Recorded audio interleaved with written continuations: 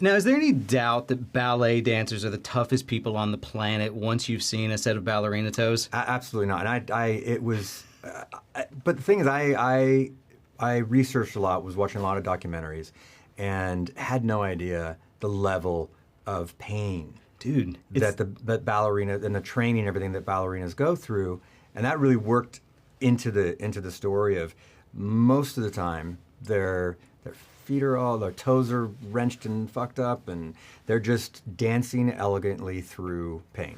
Yeah, it's brutal. Yeah. I've seen some toes, and I was geez, it's gnarly. Yeah. Now, we're seeing more and more of these interconnected universes in film, and as someone who's expanding the John Wick world, what do you think is the key to making a spin-off that feels like it belongs and stands on its own?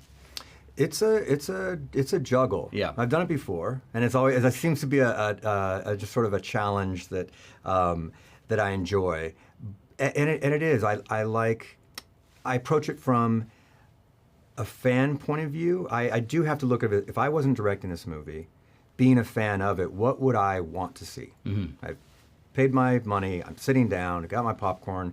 What would I want to see? I try to look at it from that perspective too, and. So enough of what's familiar, but it needs to be its own.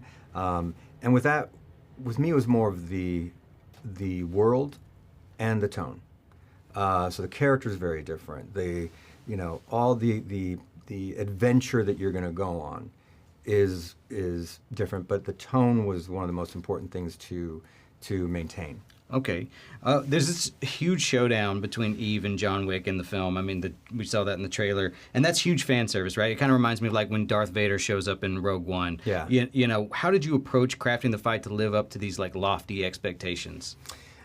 In the way I'm glad you said it, because in terms of, I wanted it to feel like a bit of a Western kind of showdown. Yeah. And it's really just in designing when you first, I remember just like drawing it out of that first image. I want to just be like a full, like I'm just like walking in, that felt like a Western showdown. And so it's really in designing, drawing it up. I'll sketch everything out first. But it was really important that it had an impact. Yeah.